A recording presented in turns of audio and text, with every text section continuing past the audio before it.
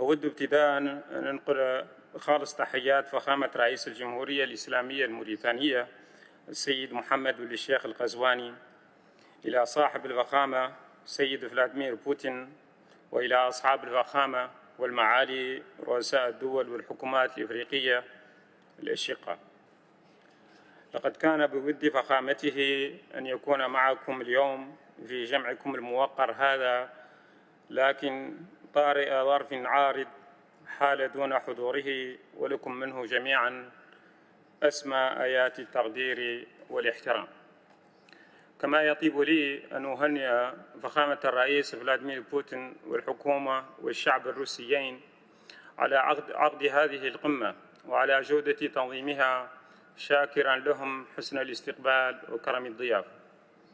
أصحاب الفخامة والمعالي أيها السادة والسيدات، إن عقد هذه الدورة الثانية للقمة الروسية الإفريقية في ظل ما يجتاح العالم من أزمات أمنية واقتصادية وبيئية جسيمة لدليل على متانة العلاقات التي تجمع بين روسيا الاتحادية ودول قارتنا الإفريقية، وعلى صدق إرادتنا المشتركة في تعميقها بما يخدم مصالح الطرفين ويسهم في تحقيق أهداف التنمية المستدامة وفي تعزيز السلم والأمن الدوليين. إن القارة الإفريقية تواجه اليوم في سعيها إلى تحقيق أهداف أجندة 2063 تحديات مصيرية يفاقمها ما تأثرت وتتأثر به سلباً من أزمات دولية صحية وأمنية واقتصادية وبيئية حادة، وكذا ما تشهده من انتشار بؤر التوتر والنزاعات المسلحة وتفشي العنف والإرهاب خاصة في منطقة الساحل. وإن دولنا لتدرك أن نجاعة ما تقوم به من توحيد الجهود والوسائل لحل النزاعات وإسكات صوت السلاح رهينة بقدرتها على بناء نهضة تنموية شاملة.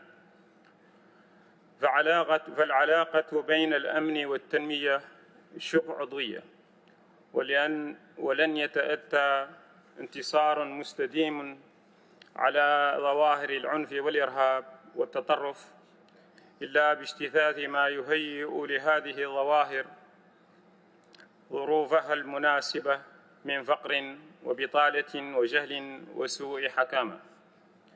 وعلى مثل هذه المقاربة تأسست مجموعة دول الساحل التي تتولى بلادنا اليوم رئاستها الدورية، والتي على الرغم مما تتعرض له من صعوبات لا تزال تعزز مكتسباتها وتحظى الخطوات القيمة في سبيل تحقيق الأمن والاستقرار وبناء تنمية شاملة في المنطقة.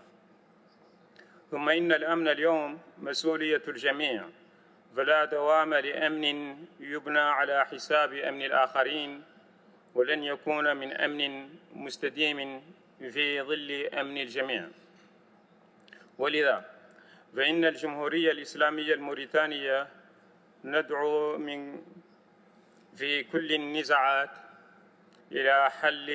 إلى حل سلمي أساسه القانون الدولي، ويأخذ بعين الاعتبار هواجس ومصالح كل الأطراف، ويؤسس لاستقرار وأمن دائمين. ندعو إلى هذا الحل في أوكرانيا وفي السودان وفي اليمن وليبيا وفي كل نزاع مسلح أينما قام.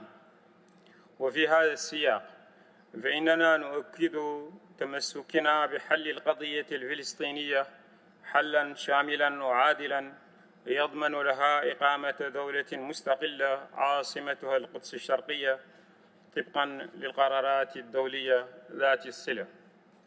أصحاب الفخامة والمعالي، إن علاقاتنا في الجمهورية الإسلامية الموريتانية بروسيا الاتحادية علاقات صداقة عريقة وتعاون وثيق، خاصة في مجالات الصيد والتعليم العالي والبحث العلمي والتكوين، وهي قائمة على الاحترام المتبادل ومراعاة المصلحة المشتركة. وإننا على غرار الدول الإفريقية الأخرى لحريصون على تنويع وتعميق التعاون بين القارة الإفريقية وجمهورية روسيا الاتحادية، لما يفتحه ذلك أمام التعاون الثنائي الموريتاني الروسي من آفاق رحبة، وكذلك لما يتيحه للقارة الإفريقية من فرص للاستفادة من التطورات الكبيرة التي أحرزتها روسيا الاتحادية في العديد من المجالات. وإنني لعلى يقين من أن قمتنا هذه ستساهم في تطوير شراكة مثمرة بين دولنا الإفريقية وروسيا الاتحادية يتأسس عليها جسر متين من التعاون البناء يخدم مصالحنا المشتركة ويسرع تحقيق أهداف التنمية المستدامة ويعزز السلم والأمن الدوليين. أشكركم والسلام عليكم ورحمة الله تعالى وبركاته.